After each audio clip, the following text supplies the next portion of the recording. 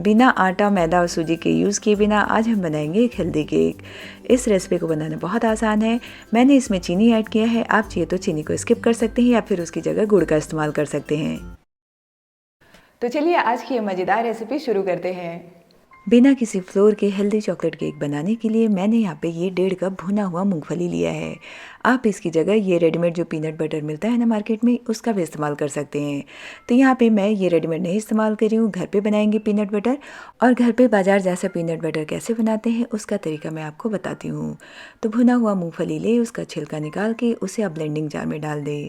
1/4 छोटा चम्मच नमक डाल दें और इसके बाद जार का ढक्कन बंद करके हम इसे ब्लेंड कर लेंगे। बस इसे ब्लेंड बहुत ज़्यादा देर तक करना रहता है, तब ये पीनट बटर आसानी से बन जाएगा।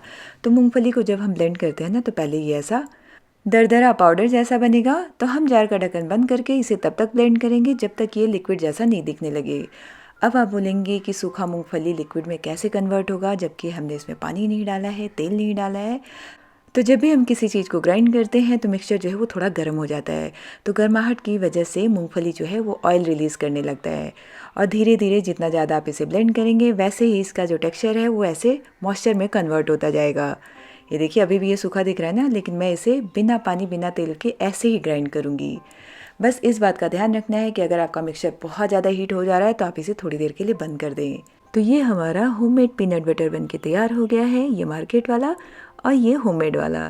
तो अब हम चलते हैं केक बनाने के प्रोसेस में। तो केक बनाने के लिए ये पीनट बटर एक बड़े बर्तन में डाल दें। इसके साथ हम इसमें डाल देंगे 1/4 कप कोकोआ पाउडर। फिर हम इसमें डाल देंगे बेकिंग पाउडर। तो 1.25 छोटे चम्मच बेकिंग पाउडर डाल दें, सोडा नहीं डालना है, बस बेकिंग पाउडर। आधा कप पिसा हुआ चीनी डाल दें। अगर आपके पास कोकोआ पाउडर नहीं है तो आप उसे स्किप कर सकते हैं। अब हम इसमें डालेंगे अंडा। तो पहले इन सबको मिला दें, इसके बाद हम इसमें अंडा डालेंगे। इस केक में अंडा का होना बहुत ज़रूरी है, क्योंकि हम इसमें कोई भी फ्लोर नहीं इस्तेमाल कर रहे हैं, तो अंडा इसमें ज़रूरी है। तो यहाँ पे इतनी क्वांटिटी के लिए हम 4 अंडा इसमें फोड़ के डाल देंगे। अंडा डालने के बाद लास्ट में हम इसमें डालेंगे विनेगर। तो यहाँ पे जो भी विनेगर आपके पास वाइट वाला अवेलेबल है, 1 बड़ा चम्मच विनेगर डाल दें। विनेगर डालने के बाद हम इसे ऐसे मिला देंगे। अगर आपको मीठा ज़्यादा पसंद है तो चीनी आप 3/4 कप इसमें इस्तेमाल करें, यानी 3/4 कप। तो जैसे ही आप इसे मिक्स करेंगे ना, इसका टेक्सचर ऐसा आ जाएगा। थोड़ा सा चाहिए तो आप टेस्ट को इन्हांस करने के लिए वनीला एसेंस डाल सकते हैं, ये इसमें ऑप्शनल है। वनीला एसेंस डालने के बाद इसे ऐसे मिला दें। तो ये हमारा केक का बैटर जो है वो बनके तैयार हो गया है। अब हम इसे बेक कर लेंगे। तो बेक करने के लिए मैंने अवन को पहले से 20 मिनट के लिए प्रीहीट किया था 180 डिग्री पे। अगर आप चाहिए तो अवन की जगह इसे कढ़ाई में भी बेक कर सकते हैं। नॉर्मल कढ़ाई में जैसे हम केक बनाते हैं ना, 15 मिनट कढ़ाई को मीडियम फ्लेम पे गर्म होने दें नमक डाल के, और इसके बाद इस केक टिन को रख दें। केक टिन में मैंने पहले से बटर पेपर लगा के रखा था, इसे टैप कर दें और गार्निशिंग के लिए यहाँ पर थोड़ा सा बादाम ऐसे कटा हुआ डाल दें। इससे ये केक दिखने में भी अच्छा लगेगा। और अब हम चलते हैं इसे बेक करने के प्रोसेस में।